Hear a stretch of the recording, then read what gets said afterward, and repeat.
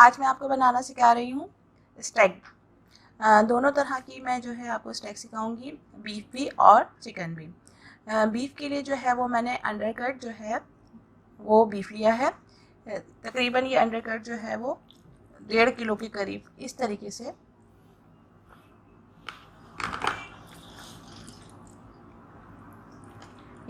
से जो है अगर आप जैसे कसाई को बोलेंगे कि इस अंडरकट गोश्त दे दो तो वो इस तरीके से आपको बना के दे देगा। और चिकन के लिए जो है वो मैंने चेस्ट पीस लिया है और इससे जो है वो मैं मैरिनेशन करूँगी।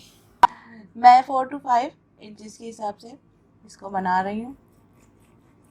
आप जितना भी बड़ा रखना चाहें आप रख सकते हैं।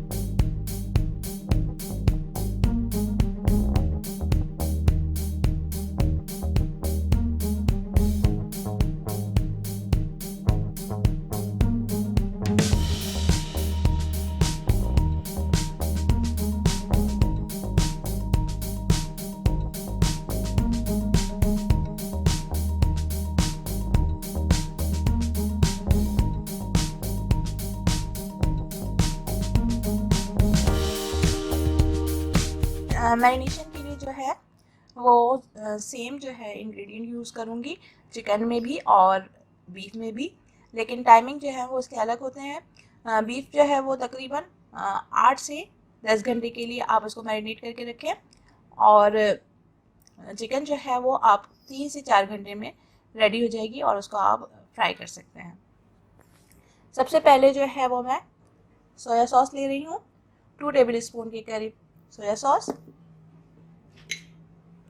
ब्लैक पेपर 1 टीस्पून, अगर आप ज़्यादा पसंद करते हैं तो 1 टेबल स्पून भी कर सकते हैं, 1 टेबल स्पून फ्रेश अदरक लहसुन पिसा हुआ,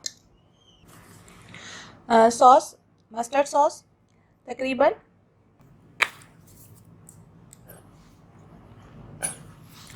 2 टेबल स्पून, ऑलिव ऑयल तकरीबन 4 टेबल स्पून के करीब मैं इसमें ऐड करूँगी। इसके साथ ही इसको मैरिनेट करना होता है तो आप ऑयल इसी में डालकर आप इसको मैरिनेट करें।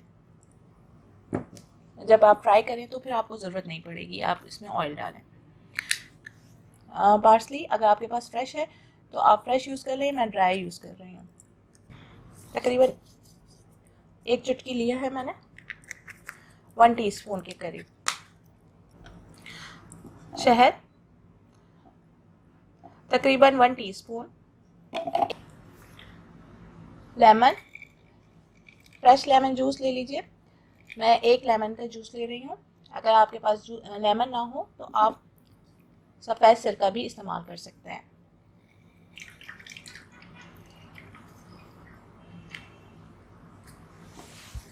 बारबेक्यू सॉस एचपी सॉस के नाम से होता है। जो भी आप बारबेक्यू सॉस आपके पास हो, बारबेक्यू सॉस या एचपी सॉस, ये लेकर तकरीबन ये भी आप 2 टेबल स्पून के करीब इसमें ऐड करें।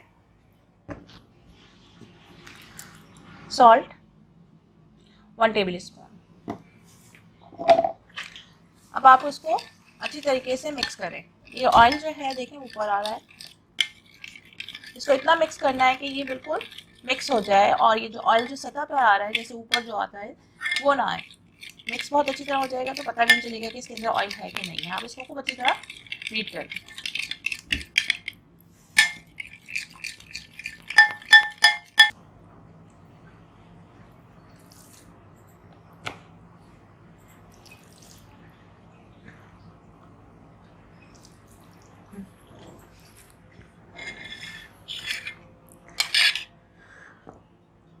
अब जो सॉस बनाया हुआ था वो मैं इसमें लगा रही हूँ।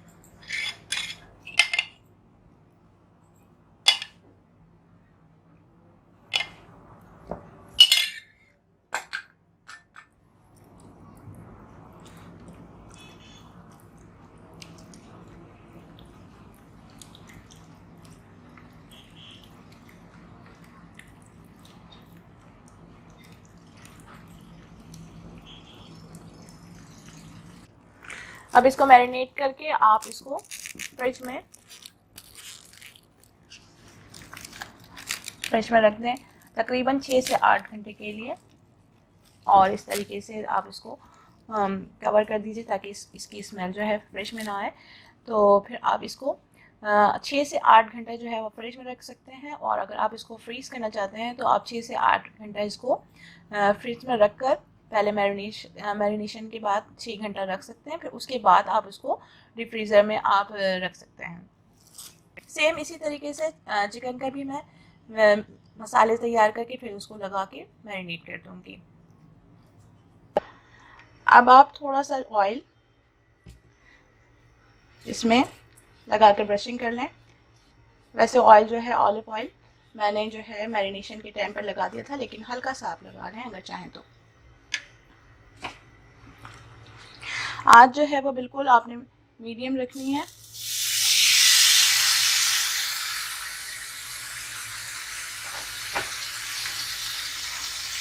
आठ से 10 मिनट के लिए मैं एक साइड पे पकाऊंगी और फिर उसके बाद 8 से 10 मिनट के लिए दूसरे साइड पे।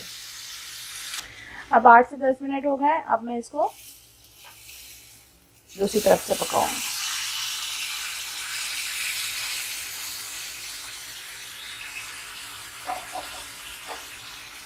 इसकी आंच जो है वो बिल्कुल मीडियम से थोड़ी कम ही रखनी है, बढ़ा के नहीं रखेगा, कम रखेगा।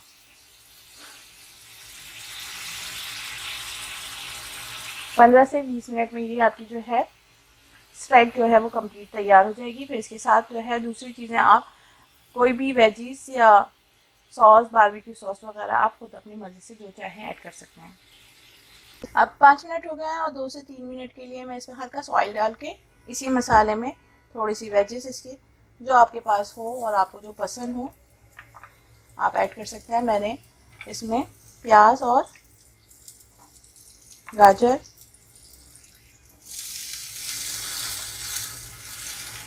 मटर, बॉइल्ड पोटैटोज लिए हैं मैंने और इसको छोटा कट कर लिया है क्यूब में। थोड़ा सा जो है स्टेक का मसाला मैं इसमें ऐड कर रही हूँ जो मैरिनेशन का होगा। आप उसके साथ इसमें ऐड कर दें।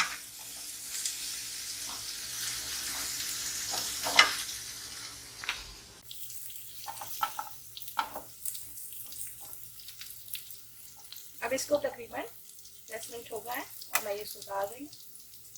अभी आप वेजिस को हल्का सा मिक्स कर लें।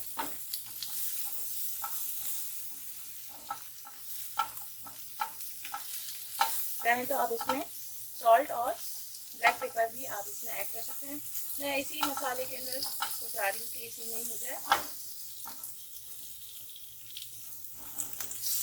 क्योंकि ये स्टेक का जो है मसाला जो है वो ग्रिल पे है, तो ये जब इसके साथ जब इसको फ्राई करेंगे हल्का तो इसके साथ ही आ जाएगा। ये देखिए ब्राउन ब्राउन हो रही है प्याज की।